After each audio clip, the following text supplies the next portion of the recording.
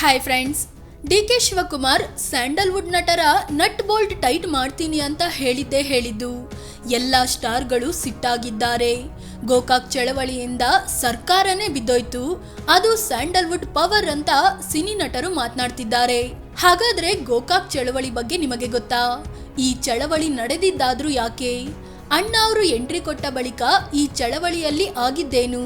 ಸರ್ಕಾರವೇ ಬಿದ್ದು ಹೋಗಿದ್ದು ಹೇಗೆ? ಎಲ್ಲವನ್ನು ಈ ವಿಡಿಯೋದಲ್ಲಿ ಹೇಳ್ತೀವಿ. ಅದಕ್ಕೂ ಮುನ್ನ ನೀವಿನ್ನೂ ನಮ್ಮ ಚಾನಲ್ಗೆ ಸಬ್ಸ್ಕ್ರೈಬ್ ಆಗಿಲ್ಲ ಅಂದರೆ ಈ ಕೂಡಲೇ ಆಗಿ ಪಕ್ಕದ ಗಂಟೆ ಗುರುತಿನ ಮೇಲೆ ಕ್ಲಿಕ್ ಮಾಡಿ. ಗೋಕಾಕ್ ಚಳವಳಿಯ ಇತಿಹಾಸ 1956ರಲ್ಲಿ ಭಾಷೆ ಆಧಾರದಲ್ಲಿ ರಾಜ್ಯಗಳ ವಿಂಗಡಣೆಯಾಯಿತು. ಪಠ್ಯದಲ್ಲಿ ತ್ರಿಭಾಷಾ ಸೂತ್ರ ಅಳವಡಿಸಲಾಯಿತು. ಬ್ರಿಟಿಷರ ಕಾಲದಲ್ಲಿ ಇಂಗ್ಲಿಷ್ ಅಧಿಕೃತ ಭಾಷೆಯಾಗಿದ್ರೆ ಸ್ವಾತಂತ್ರ್ಯ ಬಂದ ಮೇಲೆ ಹಿಂದಿ ಭಾಷೆ ಹೇರೋ ಕೆಲಸ ನಡೀತು. ಆದರೆ ಹಿಂದಿಯೇತರ ರಾಜ್ಯಗಳಿಗೆ ಇದು ಕಷ್ಟ ಆಗಲಿಲ್ಲ. ನಮ್ಮ ಮಾತೃಭಾಷೆ ಬೇರೆನೇ ಇರಬೇಕಾದ್ರೆ ನಾವ್ಯಾಕೆ ಹಿಂದಿಗೆ ಪ್ರಾಮುಖ್ಯತೆ ಕೊಡಬೇಕು ಅನ್ನೋ ಕೂಗು ಶುರುವಾಯಿತು. ಆಗ ಪ್ರಧಾನಿಯಾಗಿದ್ದ ಇಂದಿರಾ ಗಾಂಧಿ 1967ರಲ್ಲಿ ಹಿಂದಿ ಮತ್ತು ಇಂಗ್ಲಿಷನ್ನು ಆಡಳಿತ ಭಾಷೆ ಅಂತ ಸಾಂವಿಧಾನಿಕ ತಿದ್ದುಪಡಿ ಮಾಡಿಬಿಟ್ರು. ಶಿಕ್ಷಣದಲ್ಲೂ ಇಂಗ್ಲಿಷ್ ಹಿಂದಿ ಕಡ್ಡಾಯ ಆಗೋಯ್ತು. ಕರ್ನಾಟಕದ ಎಷ್ಟೋ ಶಾಲೆಗಳಲ್ಲಿ ಕನ್ನಡ ಭಾಷೆ ಬಿಟ್ಟು ಸಂಸ್ಕೃತ ಹಿಂದಿ ಭಾಷೆ ಕಲಿಸಲಾಗ್ತಿತ್ತು. ಸಂಸ್ಕೃತ ಇಡೀ ಸಿಲೆಬಸ್ ಅನ್ನೇ ಡಾಮಿನೇಟ್ ಮಾಡೋಕೆ ಶುರು ಮಾಡ್ತು. ಇಂಗ್ಲಿಷ್ ಮೀಡಿಯಂ ಶಾಲೆಗಳಲ್ಲಂತೂ ಮಾತೃಭಾಷೆ ಕನ್ನಡವೇ ಇಲ್ಲದಂತಾಗಿ ಹೋಯಿತು. ಇದು ಕನ್ನಡಿಗರ ಆಕ್ರೋಶಕ್ಕೆ ಕಾರಣವಾಯಿತು. ಹೋರಾಟಕ್ಕೆ ಕಿಡಿ ಹೊತ್ತಿಸಿದ್ರ ಆ ಸಿಎಂ. 1970ರ ದಶಕದಲ್ಲಿ ದೇವರಾಜ ಅರಸು ಸಿಎಂ ಆಗಿದ್ದಾಗ ಕನ್ನಡ ಸ್ಥಾನಮಾನದ ಹೋರಾಟ ಜೋರಾಯಿತು. ಆಗ ದೇವರಾಜ ಅರಸು ಸಂಸ್ಕೃತವನ್ನ ಪ್ರಥಮ ಭಾಷೆ ಸ್ಥಾನದಿಂದ ತೆಗೆದು ತೃತೀಯ ಭಾಷೆಯ ಪಟ್ಟಿಗೆ ಸೇರಿಸಿದ್ರು. ಕನ್ನಡವನ್ನು ಪ್ರಥಮ ಭಾಷೆಯನ್ನಾಗಿ ಮಾಡಿದ್ರು. ಎಲ್ಲ ಮಕ್ಕಳಿಗೆ ಕನ್ನಡ ಕಲಿಯೋದನ್ನ ಕಡ್ಡಾಯ ಮಾಡಿಬಿಟ್ರು. 1980ರಲ್ಲಿ ಗುಂಡೂರಾವ್ ಸರ್ಕಾರ ಅಧಿಕಾರಕ್ಕೆ ಬಂತು. ಆಗ ಮತ್ತೆ ಸಂಸ್ಕೃತವನ್ನು ಪ್ರಥಮ ಭಾಷೆಯ ಗುಂಪಿಗೆ ತರಲಾಯಿತು. ಗುಂಡೂರಾವ್ ಬ್ರಾಹ್ಮಣರ ಸಮುದಾಯಕ್ಕೆ ಸೇರಿದ್ರಿಂದ ಹೀಗೆ ಮಾಡಿದ್ರು ಅನ್ನೋ ಆರೋಪ ಕೇಳಿಬಂತು.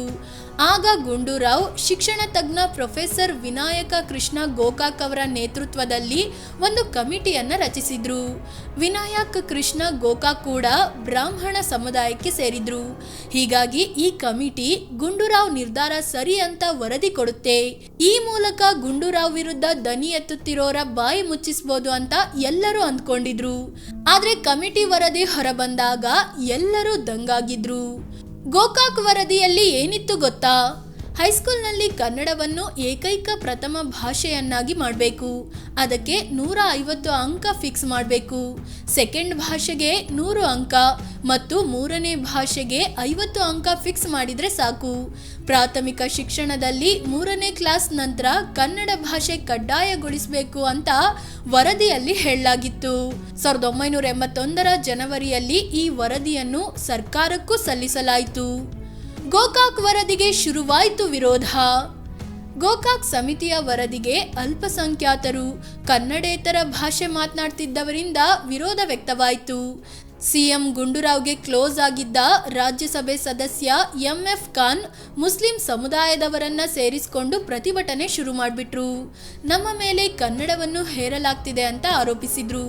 ಇದರಿಂದ ಒತ್ತಡಕ್ಕೆ ಒಳಗಾದ ಗುಂಡೂರಾವ್ ಸರ್ಕಾರ ಗೋಕಾಕ್ ವರದಿ ಅನುಷ್ಠಾನಕ್ಕೆ ಹಿಂದೇಟು ಹಾಕ್ತು.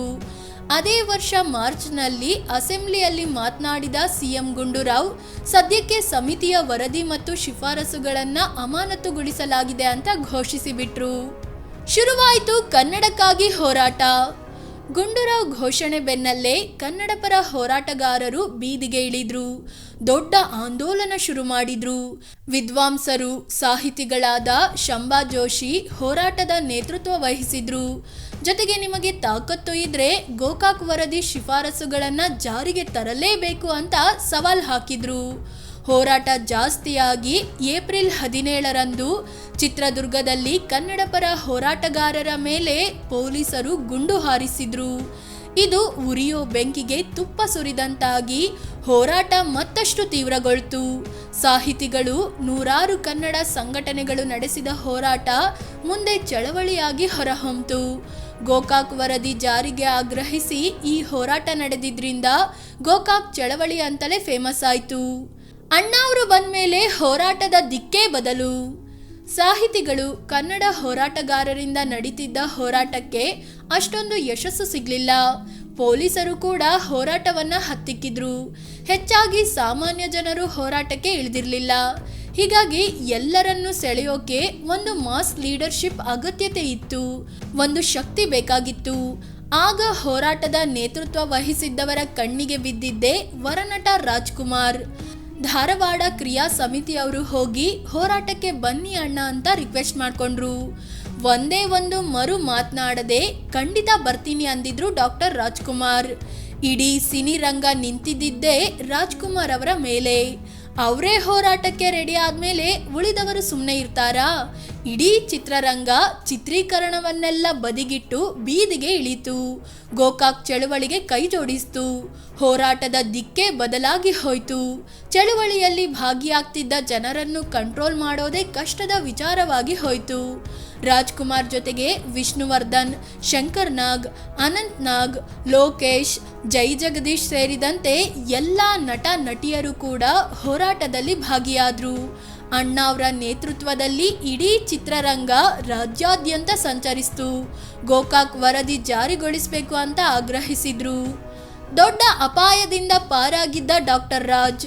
ಕೆಲವೇ ದಿನಗಳಲ್ಲಿ ಸ್ಟಾರ್ ಹೀರೋಗಳ ಅಭಿಮಾನಿಗಳು ಕೂಡ ಹೋರಾಟದಲ್ಲಿ ಭಾಗಿಯಾದರು.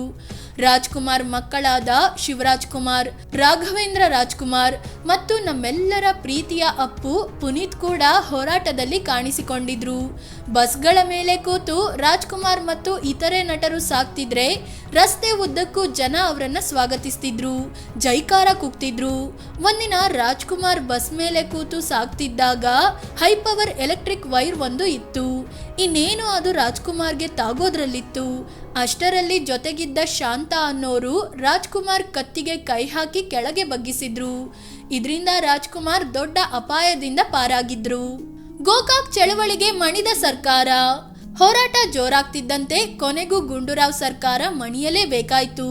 ಗೋಕಾಕ್ ಸಮಿತಿಯ ಶಿಫಾರಸುಗಳನ್ನು ಜಾರಿಗೆ ತರಲು ಒಪ್ಪಿಕೊಳ್ತು. 1982 ಜುಲೈ 20ರಂದು ಆದೇಶ ಹೊರಡಿಸಿ ಕನ್ನಡ ಭಾಷೆಗೆ ಮೊದಲ ಭಾಷೆಯ ಸ್ಥಾನಮಾನ ಕೊಡ್ತು. ಪ್ರಾಥಮಿಕ ಶಾಲೆಯಲ್ಲಿ ಕನ್ನಡ ಕಲಿಕೆ ಕಡ್ಡಾಯ ಮಾಡಲಾಯಿತು. ಹೀಗೆ ಗೋಕಾಕ್ ಚಳವಳಿ ಕರ್ನಾಟಕ ಇತಿಹಾಸದಲ್ಲಿ ಭಾಷೆಯ ವಿಚಾರಕ್ಕೆ ನಡೆದ ಅತಿ ದೊಡ್ಡ ಹೋರಾಟ ಎನಿಸಿಕೊಳ್ತು. ದುರದೃಷ್ಟಕರ ಅಂದ್ರೆ ಈ ಹೋರಾಟದಲ್ಲಿ 7 ಜನ ಪ್ರಾಣ ಕಳ್ಕೊಂಡ್ರು. ಚುನಾವಣೆಯಲ್ಲಿ ಕಾಂಗ್ರೆಸ್ಗೆ ಜನರ ಏಟು. ಹೌದು, ಇದಾದ ಮರು ವರ್ಷವೇ ವಿಧಾನಸಭೆ ಚುನಾವಣೆ ನಡೀತು.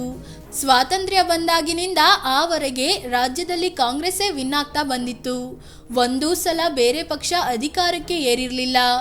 ಆದ್ರೆ ಆ ಸಲ ಜನ ಕಾಂಗ್ರೆಸ್ಗೆ ಮಣೆ ಹಾಕ್ಲಿಲ್ಲ. ಚುನಾವಣೆಯಲ್ಲಿ ಅತಂತ್ರ ಫಲಿತಾಂಶ ಬಂತಾದ್ರೂ ಜನತಾ ಪಕ್ಷ ಸರ್ಕಾರ ರಚಿಸಿತು. ರಾಮಕೃಷ್ಣ ಹೆಗಡೆ ರಾಜ್ಯದ ಮೊದಲ ಕಾಂಗ್ರೆಸ್ಸೇತರ ಸಿಎಂ ಆದ್ರು. ಫ್ರೆಂಡ್ಸ್, ಇದು ಗೋಕಾಕ್ ಚಳವಳಿಯ ಬಗ್ಗೆ ಮಾಹಿತಿ ನೀಡುವ ಪ್ರಯತ್ನ. ಈ ಬಗ್ಗೆ ನಿಮಗೇನು ಅನ್ಸುತ್ತೆ ಅಂತ ಕಾಮೆಂಟ್ ಮಾಡಿ ಹೇಳಿ.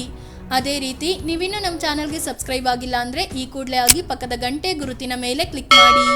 ಧನ್ಯವಾದ.